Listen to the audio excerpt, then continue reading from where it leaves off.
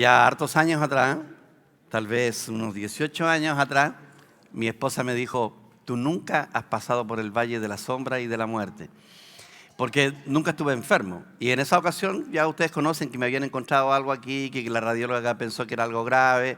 De hecho, ella pensó que era un cáncer. Y también el médico que me vio al principio, aunque no podía determinar él, pero él lo encontraba muy sospechoso y la radióloga después encontró que era algo así, podía ser algo cáncer. Ella, de hecho, ya yo creo que lo daba por hecho. Y entonces la Nadia me dijo, tú nunca has pasado por el valle de la sombra y de la muerte. Yo he pasado muchas veces por el valle de la sombra y de la muerte. Digamos que casi desde los 19 años, la Nadia ha experimentado el valle de la sombra y la muerte una y otra vez. O sea, en cada cierto lapso de tiempo, a ella pareciera que le encuentran algo que podría ser mortal. Y lo que ahora tiene es mortal. Lo que le están haciendo y todo el sufrimiento que ella está viviendo solamente es para prolongarle la vida. Entonces, cuando escuché este canto, estábamos donde la Jocelyn, en el camping allá, y yo nunca lo había escuchado que lo cantaran bien, pues, que lo cantábamos nosotros, pero este hermano que lo hizo, el canto, me imagino que lo hizo en el tiempo de sufrimiento, del que murió, ¿cierto? ¿Cómo se llamaba? Julio Melgar. Y él esa canción la hizo en el proceso, ¿cierto? La tradujo. Ya, y la cantaba, yo le dije, esa canción tan hermosa, además que la cantaba de una manera impresionante, como experimentándola. Y entonces cuando uno habla claro, cuando uno canta así una canción, está linda la canción, pero cuando tú andas en valle de sombra y de muerte, cuando tú sabes que te puedes morir, y entonces uno empieza a experimentar a Dios de una manera que nunca antes la había experimentado. Porque tal como he dicho yo, ese dicho que dice, que suena fácil repetirlo, nunca sabrás lo que Dios significa para ti hasta que sea Él lo único que te queda. O sea, cuando ya no hay esperanza de nada más, cuando los médicos dijeron esto de ti, cuando no hay esperanza ya sea en cualquier cosa de la vida, uno no puede saber lo que significa Dios hasta que solo Él sea lo único que me queda. Fuera de Él no tengo ninguna otra respuesta. Entonces la canción me impactó mucho cuando estábamos allá en el camping de los hermanos. Camping es cierto, la parcela. Parcela camping, bueno, da lo mismo, no es parcela. Y la escuché ahí con detención, porque la canción es muy profunda, pero es una experiencia de vida. O sea, en el fondo es algo que él está experimentando y lo está expresando. Muchos que hacen canciones nada más se inspiran en una canción bonita, pero nunca la vivieron, como el caso de los Salmos de David, cuando dice él, en paz me acostaré y asimismo dormiré, porque solo tú, Señor, me haces vivir confiado. Él estaba en el fondo de una cueva y un ejército de 3.000 personas lo estaban persiguiendo y al rey Saúl que lo perseguía se le ocurre hacer sus necesidades a la entrada de la cueva. Y después, no sé, el cochino se le ocurre dormir ahí, no sé, y David tenía que dormir. Si él no hubiera sido David como yo, que ronco, por lo menos así me han contado, porque yo no me escucho nunca porque estoy durmiendo, y cuando despierto ya dejé de roncar, entonces no me doy cuenta. Y él dijo, en paz me acostaré y asimismo dormiré. Y David se puso a dormir en un tiempo donde su vida peligraba. Entonces, esta canción es tremendamente decidora, es muy profunda y obviamente nadie lo va a entender tan profundamente como aquel que está pasando por un momento difícil en su vida. ¿Todo bien, hermanos queridos? Lo iba a grabar esto que dije y se me olvidó. Ya, pero no importa. Oremos. Señor, gracias por tu inmenso amor, tu bondad. Gracias por tus misericordias. Gracias por tus bondades. Gracias por los hermanos que están presentes en este día acá en este lugar. Permítenos tener un tiempo de disfrute de tu persona, Señor. Regocijarnos en ti. Que tu presencia y tu persona sean palpables de tal manera que tengamos la certeza y la convicción clara de que tú estás en medio de nosotros, así como estás dentro de nosotros. Permítenos, como aquellas mujeres que pueden palpar el mover de su guagua dentro de su vientre, nosotros podamos también palpar y sentir los impulsos de nuestro Padre que mora dentro de nuestro ser. Nunca dejes, Señor, de que no podamos experimentarte a ti, Señor, que veamos al Cristo viviente morando en nuestro interior. En el nombre del Señor Jesús te agradecemos y queremos que guíes esta clase en el nombre del Señor Jesús. Amén y amén. Nos quedan como 7 clases, porque después viene otra y después viene la convención y después de la convención tenemos una semana que no vamos a tener y después parece que quedan 5 clases en noviembre. Así que vamos a apurarnos un poquitito. ¿Amén? Bueno, hermano, estamos en Apocalipsis 14, por favor, lo ponemos ahí y lo leemos. Hay preguntas, dudas. Hay algo que yo me debo quejar con ustedes, hermano, y se los voy a decir de frentón al tiro. Hay muchas personas que tienen preguntas que son cruciales y que estamos hablando del tema. Y después cuando llego a la casa en el WhatsApp le digo, ay, pastor, ¿me puede decir esto? Yo digo, ¿por qué me hacen la pregunta y por qué no lo dijeron ahí delante de todos para que todos... Entonces yo de picado le digo, no te voy a responder. Hasta la próxima semana. Bueno, un hermano que Rodrigo me dijo, pastor, es que yo no vine y lo escuché por el audio y me nació la pregunta. A él lo perdono, ¿ya?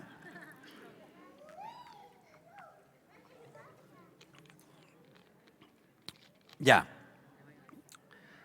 Está ahí. Después miré y aquí el Cordero estaba en pie sobre el monte de Sión y con él 144,000 que tenían el nombre de él y de su padre escrito en la frente. Amén. El nombre de Dios está en nosotros, estará en nosotros porque Dios se ha forjado en nosotros y vamos a estar, como dice Efesios 4:13, a la estatura de la plenitud de Cristo. O sea, Dios se va a ver reflejado en nosotros. Por eso se llama el nombre de Dios. Quien vea a la iglesia verá a Dios. Y una voz del cielo como estruendo de muchas aguas y como sonido de un gran trueno, y la voz que oí era como de arpista que tocaban sus arpas. Y cantaban un cántico nuevo delante del trono y delante de los 4 seres vivientes. Esto mismo que les explicaba recién de lo que uno experimenta con Dios en un cántico. Este es el cántico nuevo.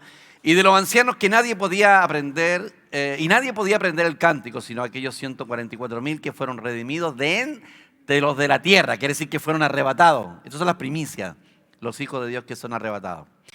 Estos los que no se contaminaron con mujeres, los que no pololearon nunca. Nada.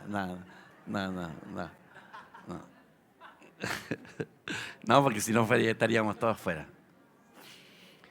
Estos son los que ya siguen al Cordero por donde quiera que va. ¿A quién siguen? ¿A quién siguen? ¿Quién es el Cordero? Amén. A Él. Él no nos sigue a nosotros, nosotros lo seguimos a Él. Por donde quiera que Él va. No arrastramos al Señor nosotros para nuestros planes, sino que donde quiera que Él va. ¿A quién seguimos? ¿A un líder? ¿A una denominación? ¿Va a seguir? No. Ya. Ya empezamos ya. Ya.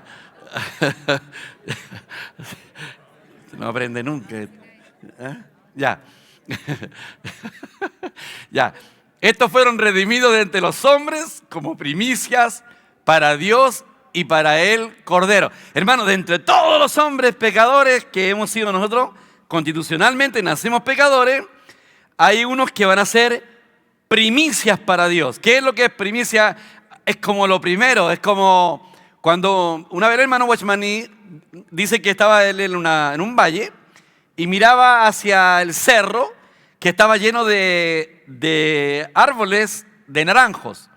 Y entonces, no era la época todavía, pero habían unas pintitas naranjas, que estaban muchas, pero no todas. ¿Y qué eran eso? Esos son los primeros frutos, las primicias, que en términos figurados, los israelitas tenían que llevarle la primicia al Señor. Los primeros frutos se los ofrecían y los llevaban a la casa del Padre. Entonces, para que se deleitaran. En Chiloé, cuando aparecen las primeras papas, son por ahí por septiembre. Y aparecen los hermanos con unas pocas papas y me dicen, pastor, esta es una primicia. Y uno tenía que entender que eran los primeros frutos, era un deleite. Bueno, dentro de todos los hijos de Dios, Él también se reserva las primicias. O sea, todos los hijos de Dios, tarde o temprano, tenemos que madurar. O sea, nadie va a quedar a medio madurar. Es probable que muchos de los que miramos, hermano, me ha pasado a mí, y miro a algún hermano o alguna hermana y yo digo, no veo por dónde. Pero aún así, esa persona va a madurar. ¿Ah? Pero es cierto. De hecho, a veces uno mismo se mira a uno mismo y dice, Señor, ¿Lograré? Sí, porque Dios es paciente, somos un cultivo y tarde o temprano vamos a lograr el propósito de Dios. Bien, pero las primicias son algo especial para Dios. O sea, para que Dios se deleite. Y uno nos cuesta entender eso, porque uno dice, ¿cómo Dios se va a regocijar? Porque Dios no nos mira como esa raza caída. No nos mira, Él ya no nos ve como el hombre que cayó, el pecaminoso, el que tiene sucios pensamientos. Dios no nos ve así. O sea, por eso la importancia de acercarse a través del Hijo de Dios. O sea, cuando Dios nos mira, mira al Hijo y nos ve a través del Hijo y nos ve como perfectos. Hacía como una semana que no veía al Amparito, hermano. Hoy que tenía ganas de ver al Amparito. Y fuimos con el Juan Carlos a hacer un trámite a Claro. Y estoy así a una distancia, menos como de aquí a la puerta. Y el Juan Capone dice, tata, y el Amparito se me tira en los brazos. En serio, hermano, me revolqué en el piso y el Juan que me dijo, ¿qué estáis haciendo en el piso?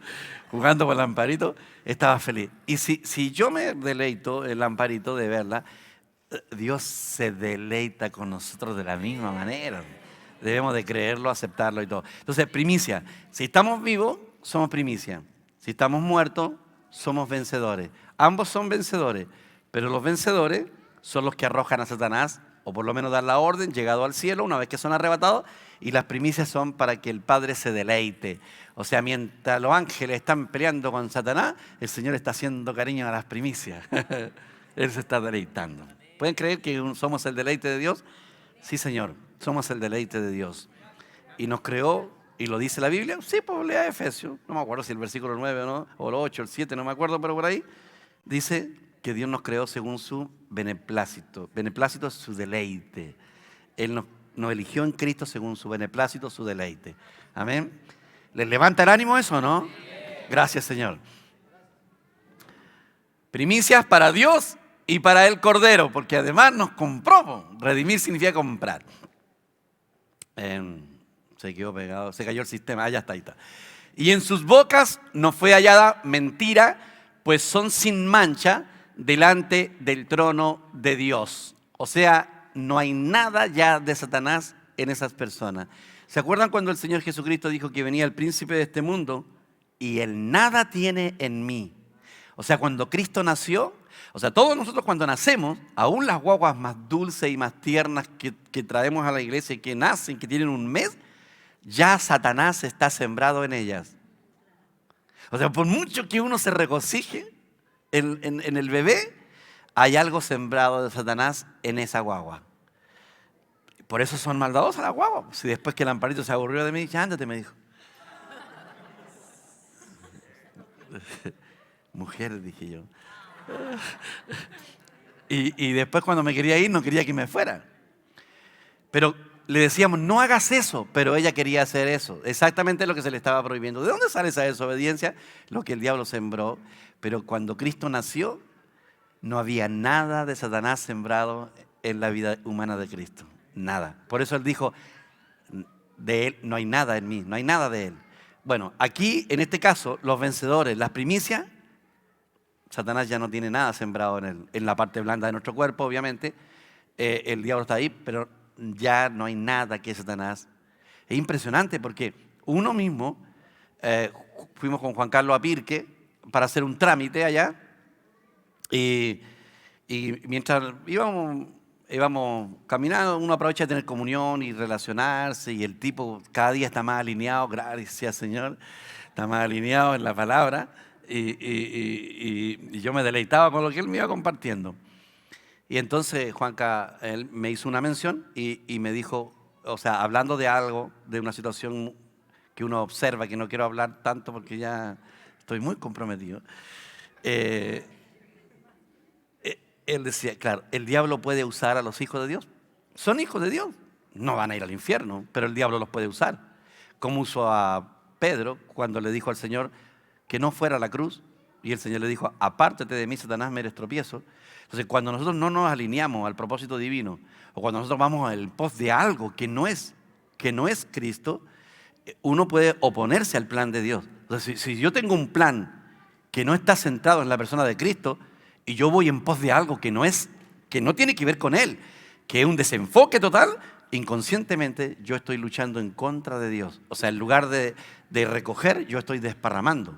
Entonces, por eso el Señor dijo que habían algunos que desparramaban. Y nosotros no podemos desparramar. Cada vez tenemos que alinearnos más al propósito de Dios. Esto no es fácil de entenderlo, se va recibiendo por revelación, pero debemos alinear qué es lo que tú quieres. Y es nuestra responsabilidad buscarlo y someternos a esa verdad. En serio, hermano, hay que ser un poco humilde, sencillo, abierto, no ser tan llevado a nuestra idea. Yo tenía 20 años como pastor cuando llegó un muchacho de 4 años de convertido y joven, y me empezó a hablar algo que yo no tenía, y que yo le hacía preguntas y lo dejaba hablar. Estuvo más de 2 horas hablándome y yo callado escuchándolo, escuchando, porque había algo que él tenía que yo no tenía y uno tenía que reconocerlo. Y después le dije, tú no puedes dejar de venir, y volvió a venir y lo seguía escuchando. Lo provocaba yo, le hacía preguntas, y no están hablando de una persona ignorante en la Escritura. Ustedes saben que yo soy una persona estudiosa, pero estaba abierto a que él me hablara. Amén. Bueno, entonces se desapareció la letra, hermano. ¿Se cansa la letra o qué?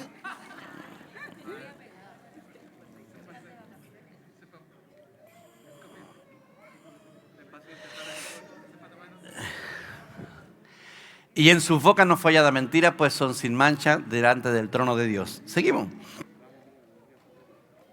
Después dice, y vi volar por el medio del cielo a otro ángel que tenía el evangelio eterno para predicarlo a los moradores de la tierra, a toda nación, tribu, lengua y pueblo. Ya, quedémonos ahí un rato nomás.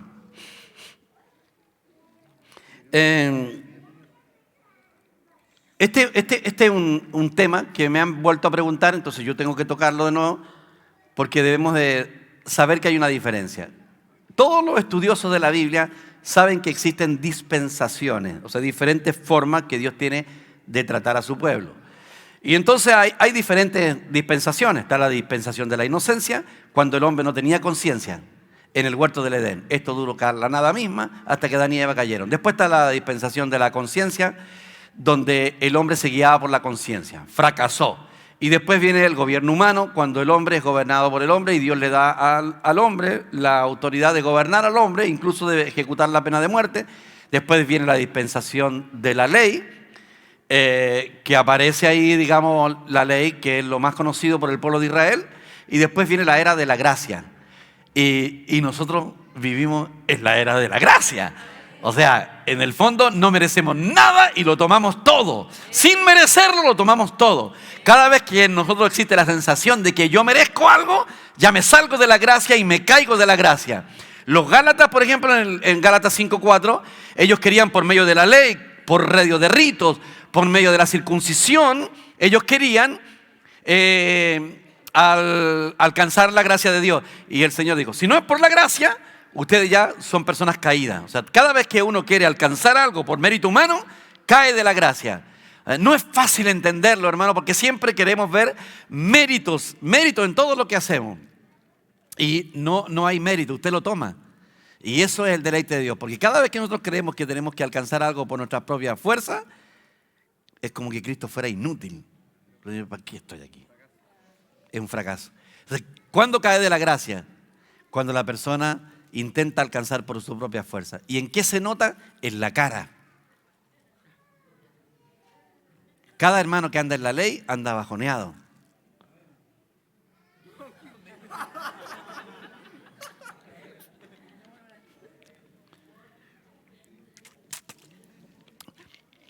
Me pasaba a mí, me pasaba a mí que yo me iba a orar y volvía mal. Estaba 3, 4 horas de oración y volvía mal, porque nunca sentía que complacía a Dios. Porque yo pensaba que por la cantidad de oración yo iba a agradar a Dios. Ahora, orar 3 horas, ojalá todos lo hiciéramos, pero en la gracia. A veces alguien me pedía una oración, y no he orado mucho hoy día. No se atreven a orar, entonces ya no andan en la gracia. ¿Se dan cuenta? Vivir en la gracia es obtenerlo todo. Bien, solamente por lo que la palabra dice, la gracia. Gracias, hermanita, Dios te bendiga. Áspero, cómprate unos más suaves. ¿Era lija? Se desapareció el texto otra vez, ya no importa. ¿Sí? ¿Volvió? No. Ya no importa.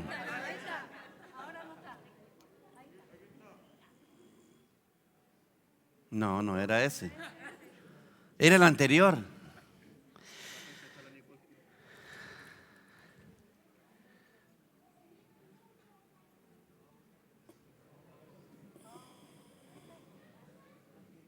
Es el sistema lento, ¿cierto? ¿No? ¿Se queda pegado?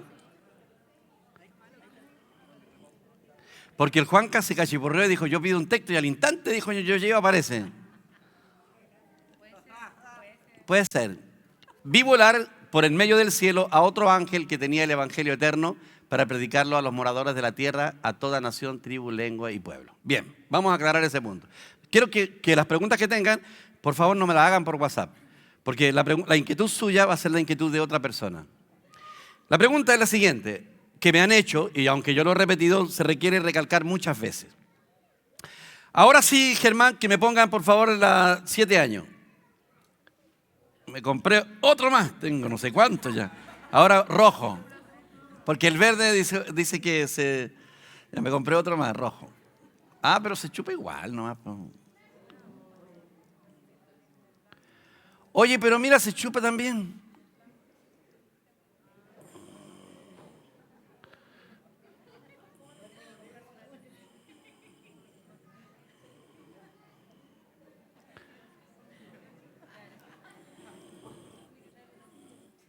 Sí, porque Germán me había dicho que el verde se chupaba en la pantalla y el rojo parece que también. Este se chupó entero, po.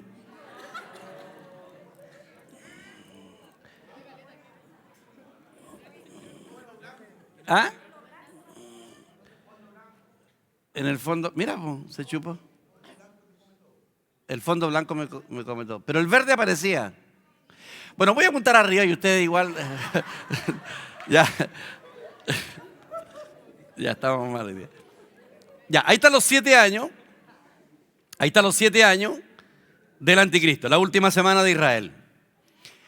Los primeros 3 años y medio son buenos, ya dijimos ya. No se nota el anticristo mucho, sabemos que sí, pero no es tan genial como después que resucite. Después que resucite ya va a ser otra persona, en realidad va a ser usurpado por el anticristo y ya ese tipo va a ser más genial, más atrayente, más impactante. Tan impactante que si los hijos de Dios no tuvieran el Espíritu de Dios, serían engañados fácilmente. Porque además va a hacer muchos milagros. ¿Ya? Entonces, los primeros 3 años y medio son buenos. Y ahí estamos todos metidos. Todos vamos a identificarlo, todos nos vamos a dar cuenta que es el anticristo. Todos lo vamos a saber. Vamos a estar velando, sabemos perfectamente. Por eso el día y la hora nadie lo sabe, pero vamos a saber más o menos cuándo el Señor va a arrebatar a su iglesia. Bueno, inmediatamente cuando son arrebatados los hijos de Dios a la mitad, que no lo puedo mostrar porque aquí no se puede mostrar ya. Entonces, el rapto de los vencedores, sí, gracias. Por lo menos un par de meses antes de los 3 años y medio, porque después van a quedar los últimos 3 años y medio, el rapto de los vencedores se van. Los que están muertos en Cristo se van. No sé si pasará un día o 2 días o casi simultáneamente, se van las primicias, solo que aparece en el capítulo 14 porque va narrando. Las primicias son los que estén vivos. Y después de eso, en la mitad del año, bueno, van a haber varios acontecimientos. Acuérdense que estudiamos las plagas, las trompetas, las copas, que vamos a tener que retomar un chiquitito de eso. ¿Se acuerdan que lo mencionamos todo el año pasado? Los que no estuvieron este año, claro, se lo pierden. Pero en la mitad del año, antes de eso, unos 2 meses antes, hubieron plagas, hubieron granizos, hubieron terremotos, hubieron incendios, o sea, la tercera parte del mundo va a arder. Todo eso va a ser sobre la naturaleza, lo dice la Escritura, pero no sobre las personas.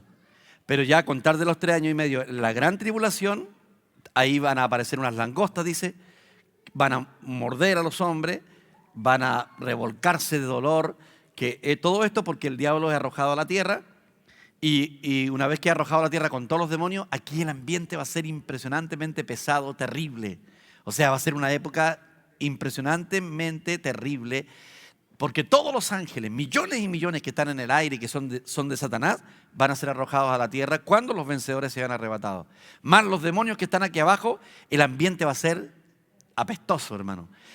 ¿Se han fijado que de repente uno está en un ambiente donde ve todo oscuro, hostil, se ve un ambiente horrible? Bueno, imagínense en esa época.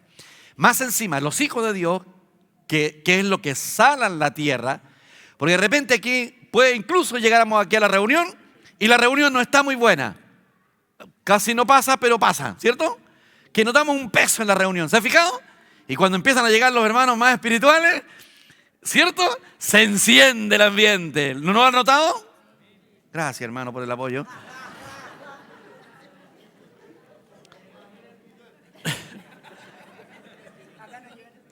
Y entonces, esa va a ser la atmósfera. Se fueron los hijos de Dios, los vencedores, y se fueron las primicias.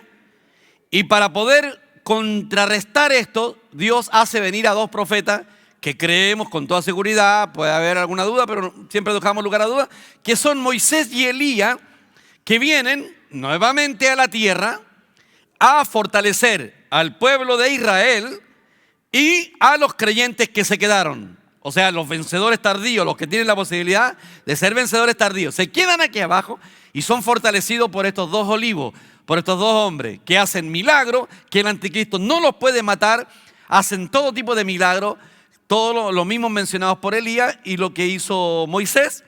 O sea, los tipos hacen lo que quieren, abren su boca y hacen lo que se les ocurra, porque vienen netamente guiados por el Señor y el anticristo no podrá matarlo hasta el final de la gran tribulación. Ellos van a ser muy importantes para los creyentes que se queden. Y los creyentes que se queden aquí abajo por no haber sido fieles y no haber madurado, van a ser muy importantes también, porque ahí van a madurar, van a crecer, van a reaccionar y van a poder entender la Escritura y van a poder explicarla. O sea, los que se quedan, a pesar de todo lo difícil que va a ser para ellos, también son importantes. Van a terminar siendo vencedores tardíos, por supuesto, pero vencedores al fin y al cabo. Ya, ahí hay una pregunta. Eso, quiero que me hagan la pregunta. ¿Esos vencedores tardíos van a poder experimentar al Señor? Me refiero así como nosotros lo experimentamos personalmente. ¿Van a poder tener momentos, claro, de comunión con el Señor así personal?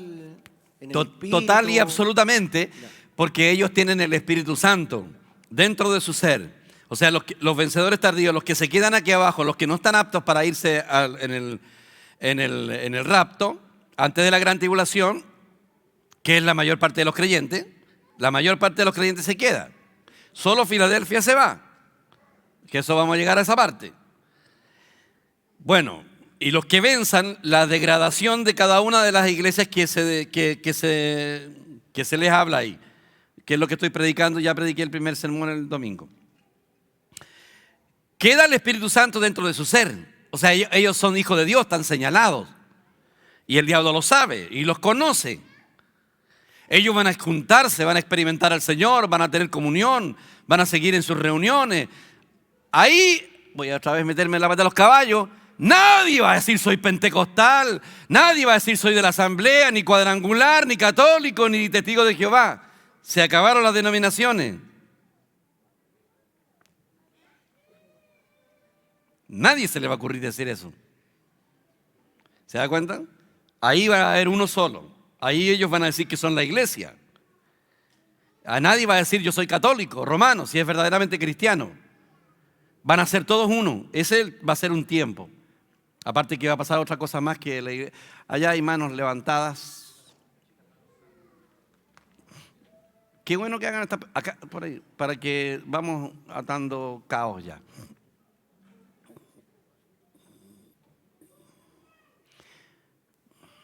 Pastor, cuando hablaba de los que mueren en Cristo, que son los vencedores, los primeros que se van, ¿qué significa morir como vencedor? Eso mismo. Ya. Morir como vencedor. Ya. Y lo otro... Porque es muy largo que te explique qué es lo que es un vencedor. Ya. Porque incluso hasta el día presente, todo el mundo quiere saber cómo puede llegar a ser un vencedor. O sea, no te lo puedo dar en una respuesta. Pero ser un vencedor Es una persona que va en pos de Cristo y se levanta cada vez cada vez que tropieza y sigue en pos del Señor, que tiene como meta a Cristo. Cristo es lo que dijo Pablo.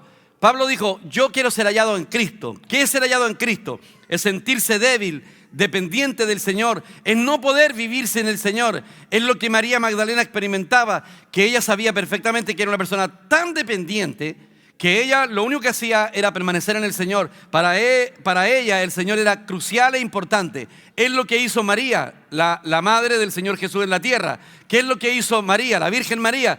Ella dijo, hágase conmigo como te plazca, Señor. Si me quieres dejar esperando guagua y que todo el mundo sepa que yo fui una adúltera, me da lo mismo, Señor. Haz lo que quieras conmigo. Que era lo que dijo David, que David lo único que le interesaba a David era edificar el reino de Dios. No le importaba el reino, no peleó por el reino, no luchó por el reino, no quiso conseguir el reino por sus manos. Y cuando su hijo Absalón se levantó en contra de él para quitarle el reino, él no peleó. Él dijo, si Dios quiere que sea rey, bien, si Dios no quiere, que sea rey. ¿Por qué? Porque a David lo único que le importaba era Dios. Ese es un vencedor. El que vence la degradación de la iglesia, de lo que estoy mencionando, de lo que voy a mencionar en las predicaciones. ¿Qué es lo que vence? Nunca no va en pos de una denominación, no va en pos de una ideología.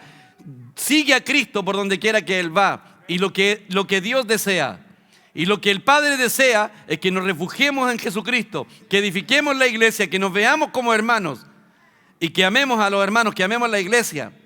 Ahí tenía hartas luces para saber. El que aplicó la sangre del Señor a su vida, que cada vez que cometió un pecado se aplicó la sangre y no se sigue condenando, sigue adelante en pos del Señor.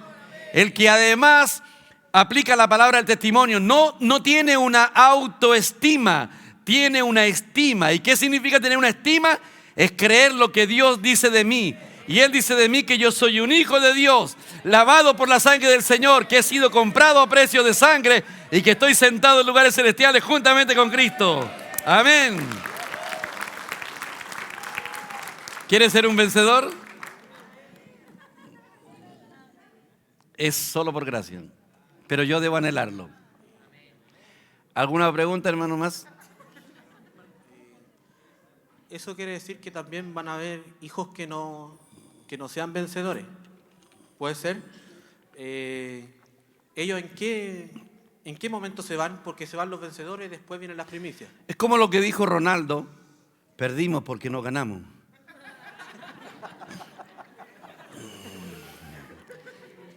Si hay vencedores, claramente hay algunos que no lo logran, porque no les interesa, porque no están interesados en Dios. Están interesados en ellos, en lo que pueden conseguir de Dios. Por eso nosotros vamos en pos del Señor. Claro, queremos cosas, pero nuestro interés principal es el Señor.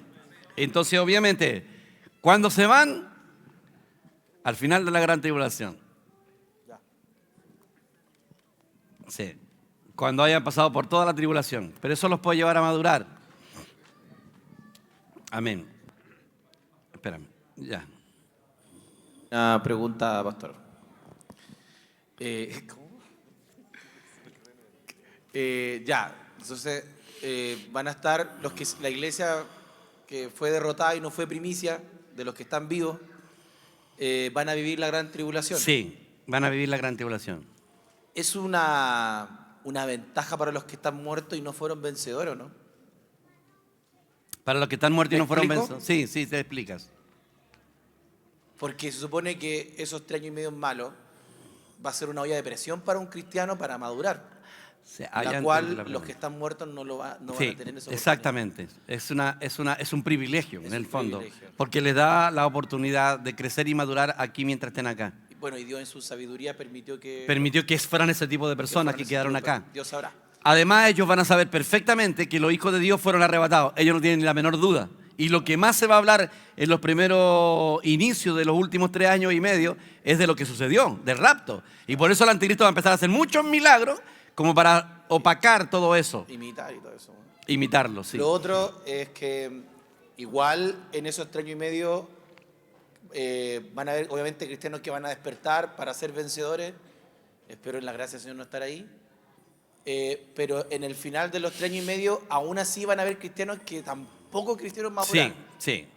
Pero eso igual van a ser, al final todos van a ser arrebatados, pero sean los que maduraron por la olla a presión, por decirlo de manera, Sí. y los que también siguieron igual de frío. Sí.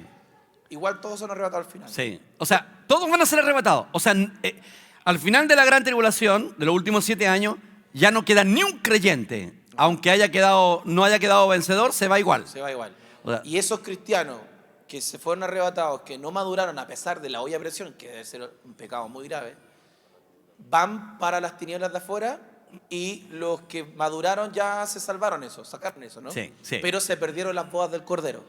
Sí. O sea, claro, o sea, se pierden ese privilegio. Ok, ya, ahí nomás. ¿Tengo más preguntas? Mejor no, me voy al Cordero. Espérame, es que hay La varias boda del cosas. Cordero es para los primeros vencedores. Los que fueron vencedores tardíos se perdieron esa cuestión. Pero los que no maduraron se van para las tinieblas de afuera. Sí. Es que lo que pasa es que la gran tribulación va a ser solamente en la jurisdicción que ocupaba el Imperio Romano, en Europa y algunos países cercanos de ahí. Entonces, en esta parte de América no va a tener ese peligro. O sea, aquí no va a haber persecución. Pero sí, claro, que saben que se fueron los creyentes y eso ya es un motivo de sufrimiento para saber que no te fuiste. Y después de eso, cuando se han arrebatado la mayor parte de los creyentes, todavía quedan aquí unos pocos más que no estaban suficientemente maduros. Y a eso le llamamos la rebusca. Pero aún así, al irse toda la iglesia al final, ¿no todos van a experimentar? No todos van a experimentar la madurez. Hay algunos que se van a ir y que no maduraron y eso se va... O sea, es que hay creyentes que son bastante perversos, ¿eh? Sí, son cristianos perversos igual, porque justifican, cierran sus oídos, no ponen, porque uno tiene que poner fe cuando está escuchando la palabra. O sea, depende de Dios y depende de uno. Yo tengo que poner fe y no justificarme. Hay gente que justifica todo. Yo le decía a alguien el otro día, voy a ser honesto con usted. Hay gente que dice, es que yo no soy tan maduro o no tan maduro. Entonces, conversando con alguien, yo le explicaba lo siguiente. Mire, desde el primer día que yo llegué a la iglesia, incluso antes del mundo, yo sabía que era malo robar. Y cuando llegué a la iglesia estaba más convencido todavía. Cuando uno llega a la iglesia, aunque sea un día de convertido, y lleváis 2, sabéis perfectamente que lo sabes, no puedes negarlo, que es malo fornicar. No podía decir, no, es que yo era nuevo, no tenía muy claro si era malo fornicar o no. No, eso es mentira. Es más, la conciencia está más pura. Cuando uno recién llega, uno tiene más claridad de las cosas. Después va opacando la conciencia, la cauterizando. Así que no me vengan a decir que no sabía que era malo. Ahora, que no estaba dispuesto a entregar mi corazón para vivir para el Señor, ya ese es otro punto. Hay gente que se queda entregando de a poco, de acuerdo. Varía la diferencia de algunos. Pero yo estaba aterrado también cuando recién me convertí, porque no sabía si iba a poder caminar en fidelidad, sabía que había montones de luchas, dificultades, pero quería. ¿Y en qué lo notaba? Que yo era recién convertido y buscaba a los hermanos más antiguos y les decía, ¿cómo lo han hecho para lograr si no caer en pecado y ser fiel? Porque uno notaba que no tenía ni una posibilidad, cero posibilidad. Pero después uno se da cuenta que el que quiere guardarse para el Señor, Dios lo va a guardar y lo va a librar. Pero tiene que haber en nosotros una disposición. Y hay algunos que cometen el error al principio, pero reaccionan y se dan cuenta y se paran y se levantan y siguen adelante y Dios enjuga sus lágrimas y los consuela y vamos en pos del Señor. Entonces es muy importante tener una actitud en el corazón, una actitud de vencer, una actitud de ir en pos del Señor, de no ser hipócrita con uno mismo, porque uno mismo se justifica solo, es hipócrita. Uno trata de... No, uno las tiene claras las cosas. Entonces, pero hay algunos que están interesados en agradar el corazón de Dios y otros no.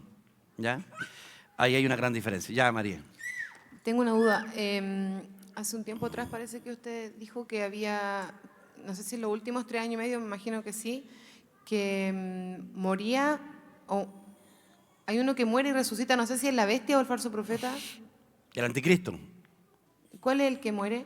¿El anticristo? El anticristo. Y el falso profeta lo resucita. Ah, ya. ¿Y eso en los últimos 3 años y medio? Al inicio de los últimos 3 años y medio. Y ahí es donde empieza. Ese es el tipo malo. O sea, el otro también, pero este otro la mató. El otro tiene como un magíster ya. Y ahí es donde se pone bravo. Y es el que traiciona a Israel. O sea, la mitad el anticristo muere y el falso profeta lo resucita. Y al resucitarlo, lo encarna, que todos creen que es César Nerón, por lo que habíamos mencionado. Y ahí el tipo es malo, ese tipo, pero es más genial, es más cautivante, tiene una personalidad más cautivante. O sea, si el otro tipo era cautivante, este ya es muy cautivante. Entonces, por eso se requiere también tener discernimiento espiritual para discernirlo. Solo los hijos de Dios pueden hacerlo. Pastor, pero esa muerte es real, o sea... Real.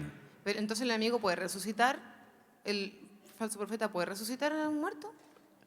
Aquí vemos que sí. Sí, lo resucita. Tuvo una herida mortal, por no decir que murió, y el falso profeta lo resucita, cuya herida mortal fue sanada. Llegando a la casa, prometan leer el capítulo 13 de Apocalipsis, y ahí aparece. Y entonces lo resucita, literalmente.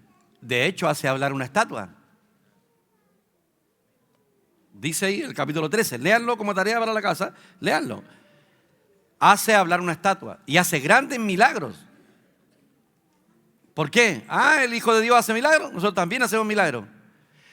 Cristo resucitó entre los muertos, el anticristo también va a resucitar de entre los muertos. Él imita todo lo que Dios hace.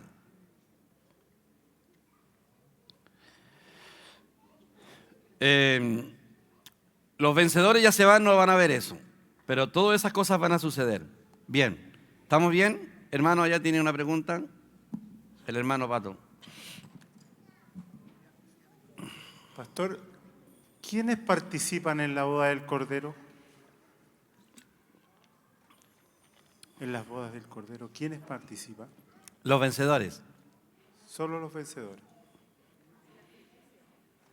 Y es que las primicias no hay que decir, claro, las primicias son vencedores, son los que están vivos. Y después, vamos a mencionarlo, tendrán que esperar hasta después del milenio los otros. Porque ahí ya dice el capítulo 21, vi del verso 13 o el 11, no me acuerdo, el 21, descender del cielo de Dios, la nueva Jerusalén, dispuesta como una esposa ataviada para su marido. Y viene descendiendo del cielo y tiene la apariencia del jaspe. Ahí ya todos los creyentes, tarde o temprano, van a tener la expresión de Dios. O sea, esa es una buena noticia. Porque, hermano, algunos son más difíciles, hay que meterlo en una juguera, no sé. Pero tarde o temprano, sí. Bueno, es que faltan más cosas todavía que hablar porque como tenemos más. ¿Estamos bien? Mario tiene una pregunta. Pastor, ¿de cuándo se empieza a ver eso? ¿En qué tiempo ya? Espérese un poquito, me deje sacar la cuenta. En cuanto el anticristo haga un pacto con Israel, un gobernante de una de 10 naciones haga un pacto con Israel, quedan los últimos 7 años. Hay que estar pendiente de Israel. Si Israel hace un pacto con un gobernante de Europa y queda en paz con todos los países vecinos, con los palestinos, con los egipcios, con los iraníes, con los iraquíes, con los turcos y con los de Arabia Saudita y Siria, usted diga, se acabó el tiempo y quedan 7 años. O sea, la clave está ahí. Estamos, pero en los tiempos ya, solo que no sabemos, esto se puede acelerar o se puede se puede estancar, pero Dios puede acelerar el tiempo. Sabemos que ya viene, porque lo sabemos, lo percibimos que ya estamos en los tiempos. Es probable que la gran mayoría de los que están aquí estén vivos para el rapto y van a poder presenciar todas esas cosas. Algunos dicen que pueden pasar 10 años, 15 años, no lo sabemos. Amén. Gracias, Señor. Bien, ¿seguimos? De acuerdo. ¿Están respondidas las preguntas respecto a este punto? Se van las primicias y los vencedores y las primicias. Aquí abajo quedan los últimos 3 años y medio.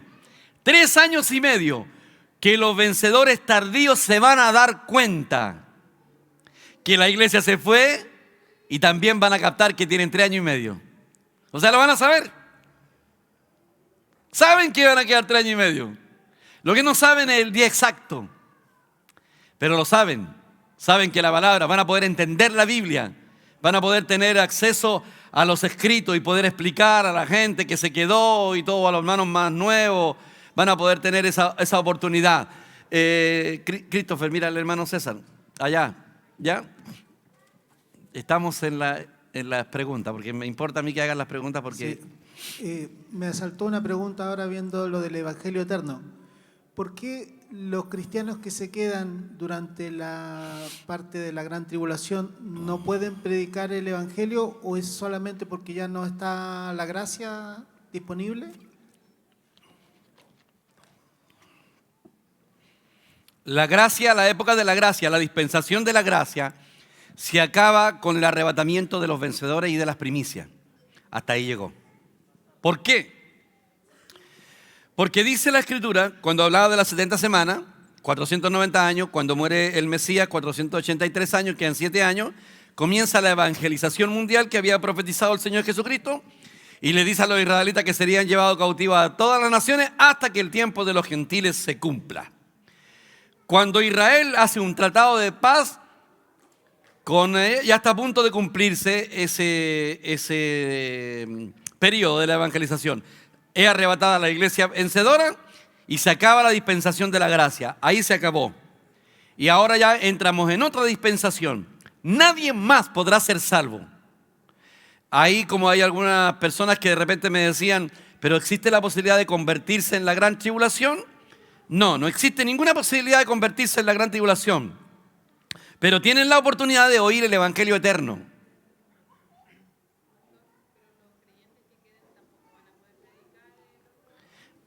No pueden. A ver, ese es el punto que quería llegar a ese punto. Gracias por la pregunta. El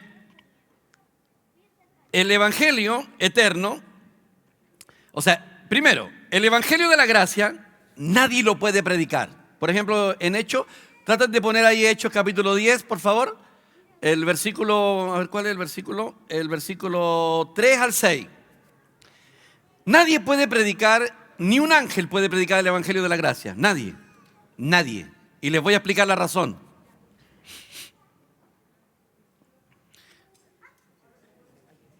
Hechos capítulo 10, versículo 3 al 6.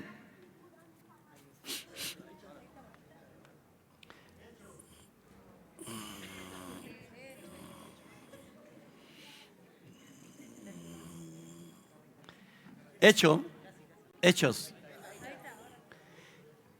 Este vio claramente, se refiere a Pedro, en una visión como a la hora novena del día, que un ángel, este es Cornelio, que un ángel de Dios entraba donde estaba y le decía a Cornelio. ¿Quién fue el que entró? Un ángel de Dios. Verso 4.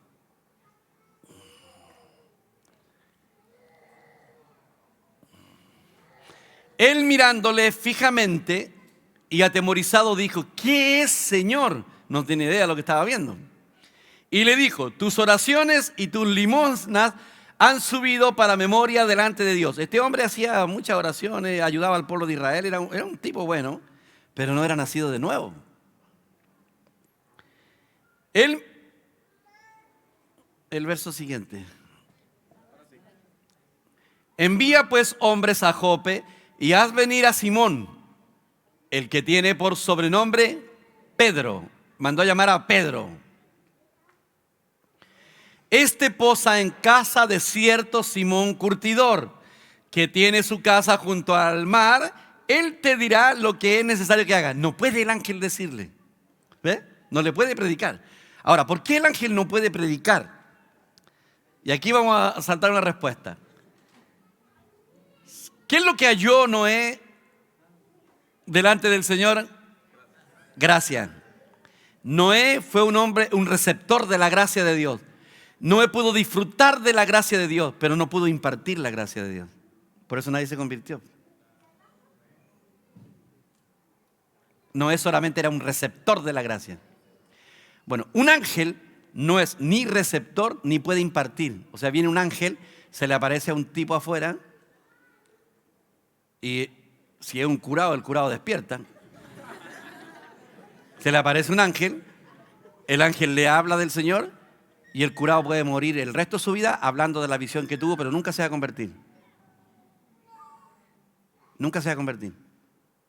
El tipo puede decir, no, Dios existe porque yo vi un ángel y todo, y el tipo muerto, curado y sigue curado, y puede hacer lo que quiera, pero él no se puede convertir. ¿Por qué? Porque la vida se imparte. Y la única forma de impartir la vida es que tú tengas la vida dentro de él. Por muy carnal que sea un creyente, tiene la vida de Dios dentro de su ser. Y solo él. Por eso, ¿y cuándo lo hace? Cuando habla. Cuando predica. Por eso dice, ¿cómo creerán? ¿O cómo creerán si no han oído? ¿Y cómo irán si no hay quien les predique? O sea, se requiere, hay mucha gente que dice, oye, fuiste a un lugar, ¿les predicaste? Sí, pero con el ejemplo. No me vengáis con chamullo aquí. Porque mientras no hables, por muy buen ejemplo que le des, el tipo no puede recibir la vida. La vida solamente se imparte cuando yo la hablo. Obvio, está bien que haya respaldo de un testimonio, pero el testimonio mío no hace que una persona se convierta si no abro la boca. O sea, debe haber testimonio, pero tiene que haber un hablar. Entonces un ángel no tiene el Espíritu Santo dentro de él. Entonces el ángel no puede impartir vida. Las únicas personas, y aquí vuelvo a la predicación que hice un domingo en la tarde, el Señor le dijo a Abraham, en ti serán benditas todas las familias de la tierra, en ti serán, no le dice son. Porque en la medida que Abraham fuera... ¿Qué es lo que recibió Abraham? Recibió la semilla de Isaac. Y la semilla de Isaac es Cristo. Entonces, ¿qué es lo que hemos recibido nosotros? Nosotros recibimos una semilla. Y en nosotros está esa semilla. Y con esa semilla podemos bendecir a toda la humanidad. Es como si el Señor le dijera, en la iglesia serán benditas todas las familias de la tierra. Porque nosotros tenemos un poder y una semilla que ni un ángel tiene. O sea, el mundo, si supiera quiénes somos nosotros, nos cuidarían.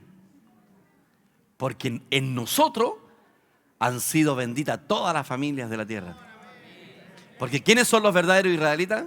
Los que tienen la misma fe de Abraham. Gálatas 3:7 y 3:29.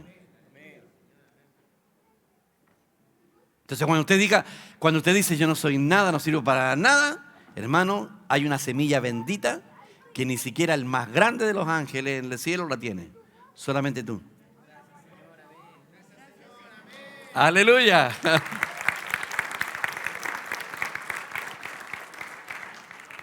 El ángel le podría haber dado una cátedra de la salvación a Cornelio, él no se hubiera convertido.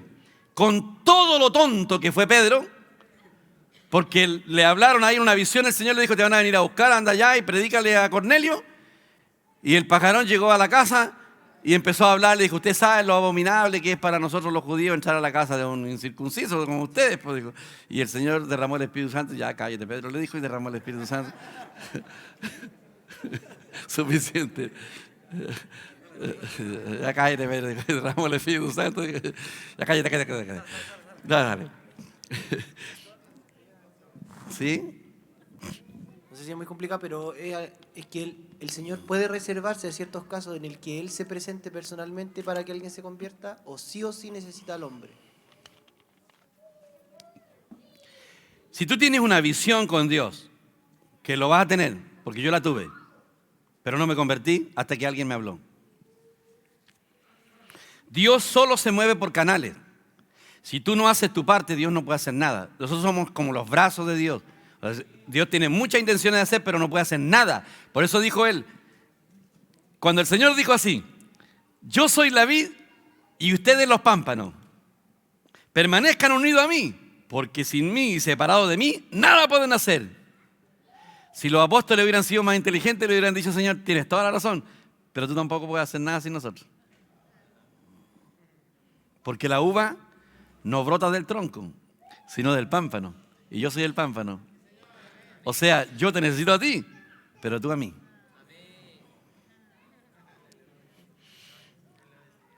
¿Puedes dar gloria al Señor por eso, no? Gracias, Señor Jesús. O sea, Dios nos necesita. Señor, urgente. Pastor, ¿qué entonces es lo que realmente ministra el Evangelio eterno entonces? Un ángel. Sí, no, sí, pero ¿qué es lo que entonces ministra? Si no pueden ellos predicar, ¿de qué se va a tratar el mensaje que ellos van a dar? ¿Cómo que no pueden predicar? No, Sí, pero distinto, no pueden dar Pero- el de la gracia, entonces... El Evangelio eterno. ¿Pero qué es eso? ¿En qué consiste? Sí, yo sé lo que me estás preguntando. Eso. me callo. Toma. Sé lo que me estás preguntando, porque es un tema que estoy hablando. El Evangelio eterno consiste en que la persona tema a Dios y le dé honra.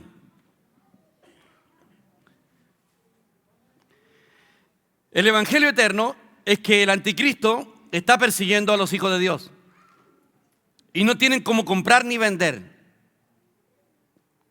Ni los judíos ni los creyentes que se quedaron, porque no se dejan marcar. No se dejan marcar ni en la mano ni en la frente, entonces no tienen un sistema de compra. Hoy día podemos comprar hasta con billetes, y si no tenemos billete tenemos tarjeta. De repente pregunta, ¿aceptan tarjeta? No, solo efectivo. Otra dice, no acepto efectivo, solo tarjeta. Pero va a llegar el momento en Europa que solamente se va a hacer por medio del chip que aparece en la tarjeta, pero en este caso va a estar marcado, está puesto en la mano o en la frente. No pueden comprar.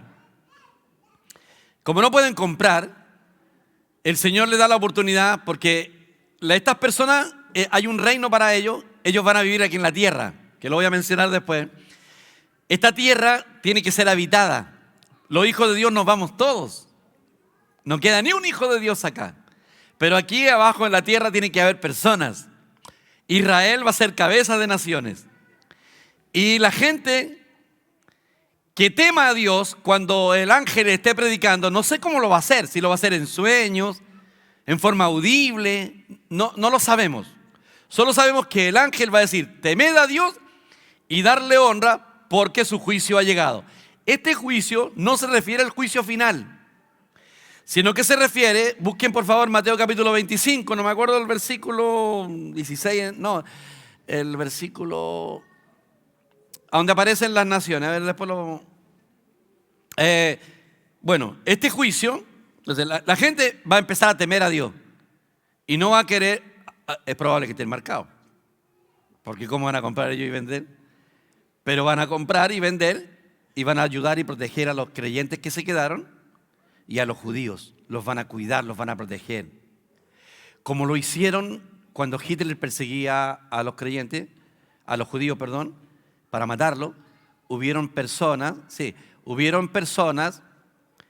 que, llévalo vaya mientras tanto, hubieron personas que se dedicaron, hay una mujer, no sé si lo pronuncio bien, Corrie Tebun, algo así, supongamos que lo dije bien, hermana Corrie, ella con su familia se dedicaron a proteger a los judíos e hicieron espacios en su casa, camuflaron la pared y dentro de ellos estaban los judíos y los alimentaban para que no murieran, y salvaron a mucha gente, y hubieron otros que imitaron para salvar judíos. Esa gente, eso van a ser los que teman a Dios, los que oigan el Evangelio eterno, van a temer a Dios, y aunque no son nacidos de nuevo, ellos van a tener, y ahí es donde, y aquí este texto está mal interpretado por la Iglesia Católica y por los evangélicos también, que dicen, hermano, tuve hambre y me diste de comer, tenemos que ir a las cárceles, tenemos que darle de comer a la gente, y hacen obras sociales. No se refiere a eso. Porque tuve hambre, pero de ahí empieza, ¿o no? El 34. Ya, cuando venga el Señor, después de la gran tribulación, viene el Señor. Y entonces están vivas las personas aquí abajo. Ya no hay ni un creyente, ya se fueron todos. Hasta los vencedores tardíos y la rebusca también. Todos se fueron. Ya no hay ni un creyente aquí abajo. Levante la mano la rebusca. No hay...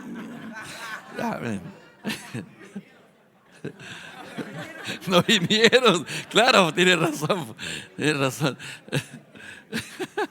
La rebusca. Ya.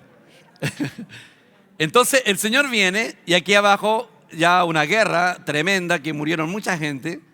Y entonces el Señor dice aquí, entonces el rey dirá a los de su derecha, venid a mí, benditos de mi Padre, heredad del reino preparado para vosotros desde la fundación del mundo. Este reino no tiene que ver con el reino celestial.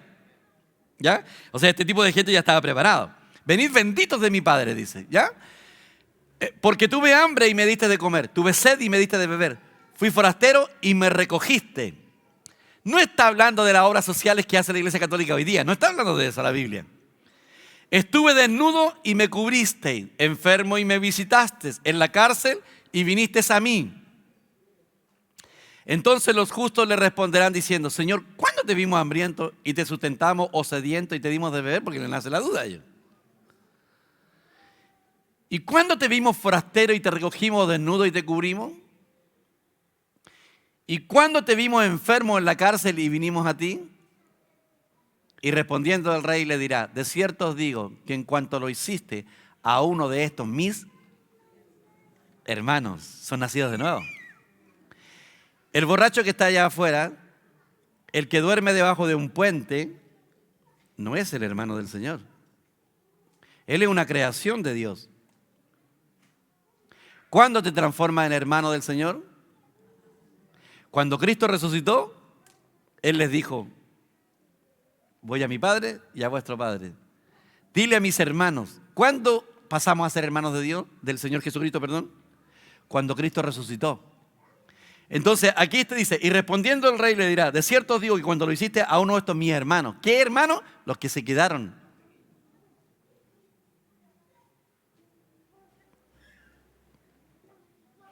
La persona que conversa en el mundo y que está sufriendo hambre no es hermano del Señor. Solo te transforma en hermano cuando recibe a Cristo. Entonces el Señor le deja bien claro, cuando lo hiciste a uno de mis hermanos más pequeños, a mí lo hiciste. ¿Por qué a mí? Como enseña muchas veces la Iglesia Católica, tratando de hacer que la gente ayude para el hogar de Cristo, dice, el que está afuera, el que sufre, el que duerme en el puente es mi hermano. No, eso no es cierto.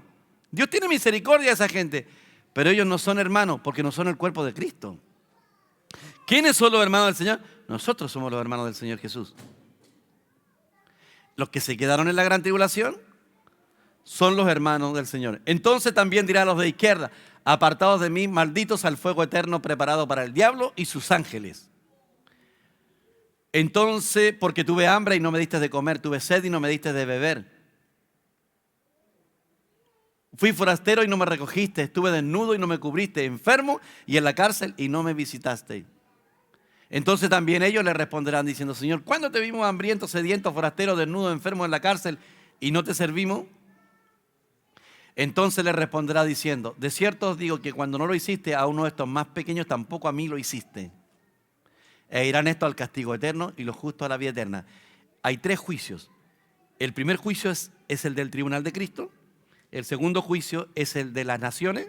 Y el tercer juicio es después del milenio, donde van a recibir la condenación eterna. Las primeras personas que se van al infierno son las personas que estén vivas aquí en la tierra y que fueron perversos con Dios, no quisieron arrepentirse a pesar de todas las plagas, los milagros que se hicieron en el rapto de la iglesia, y no quisieron convertirse esa gente ni temer a Dios después de la gran tribulación, no quisieron tener temor de Dios. Esa gente será la primera que se irá al infierno. Y entonces el resto de la gente que queda viva acá abajo van a conformar las naciones que queden aquí abajo. Israel será cabeza de naciones.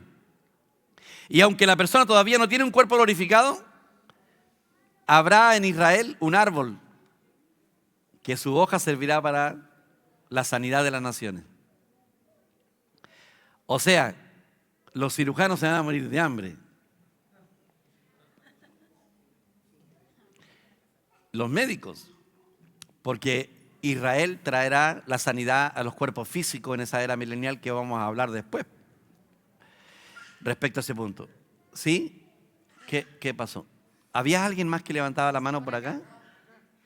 Pastor, yo tenía una pregunta. A mí me habían enseñado que en el periodo de la gran tribulación muchos desearían morirse, pero la muerte huiría de ellos. Sí. Y que los cristianos que se quedaban, de la única manera de ser salvos era siendo decapitados. Esa es mi pregunta. Esa me la enseñaron a mí también.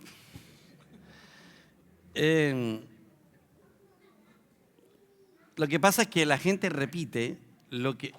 Hay algo de verdad, pero le quiero explicar eso, porque, hermano, y los que se queden, el precio de su salvación será la muerte.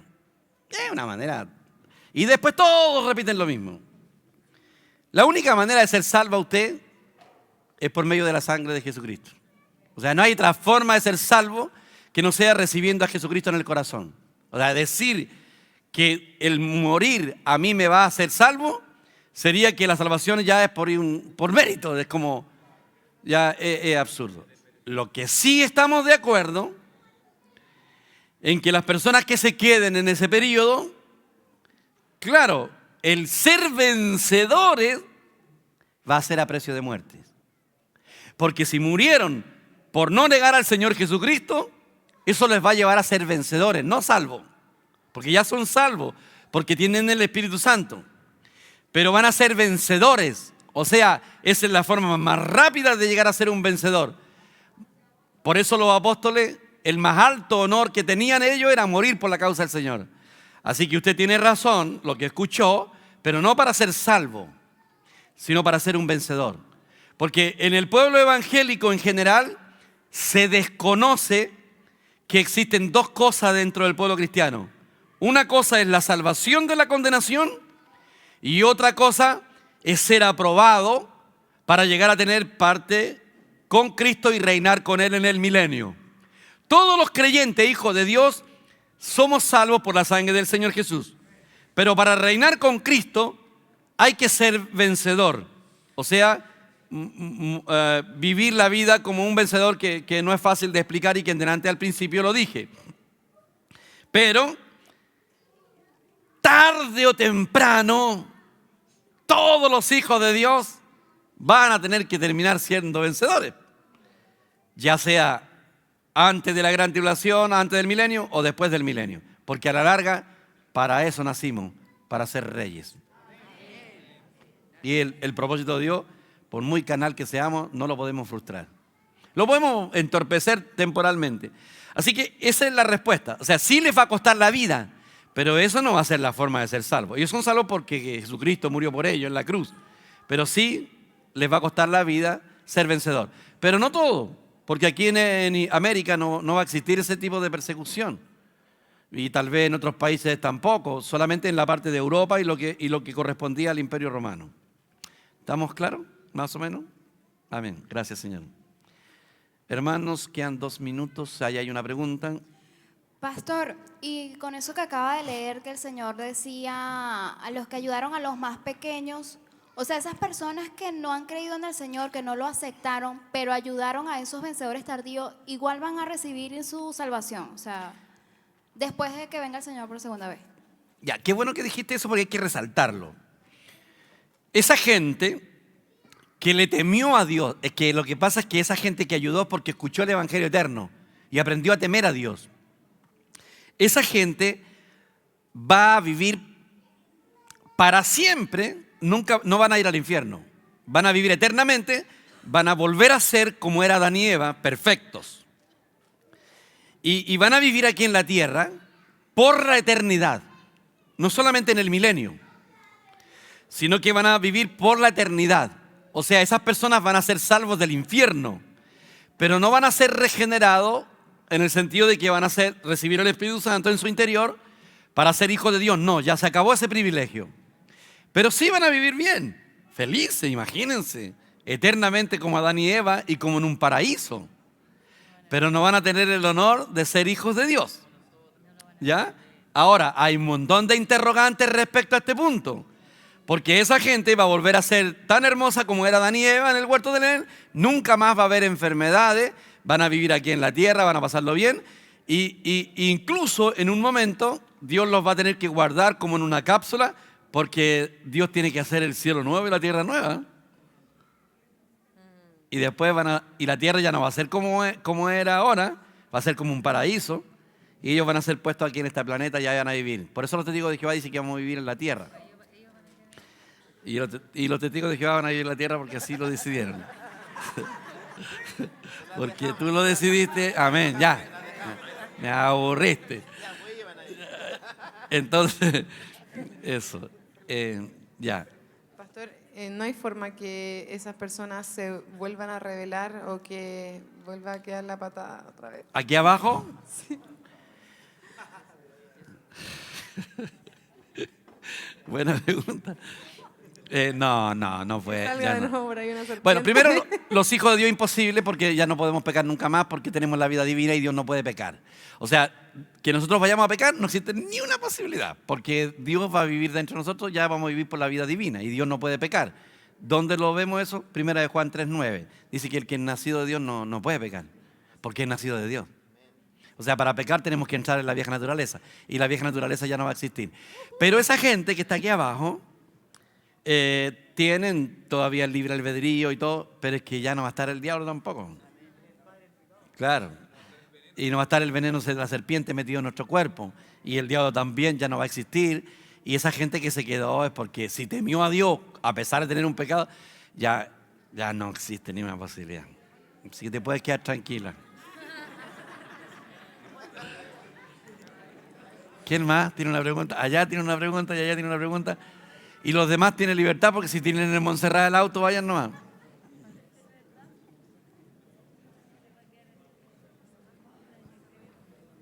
Pastor, en la Biblia sale que después de los 1000 años dice que Satanás va a ser desencadenado y va a volver a engañar a las naciones.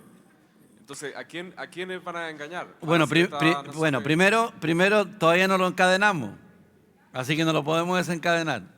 No, es que tú te estás adelantando. Ya. Demasiado. Ya. Porque tenemos que llegar a esa parte. Pero buena la pregunta. Pero vamos para allá.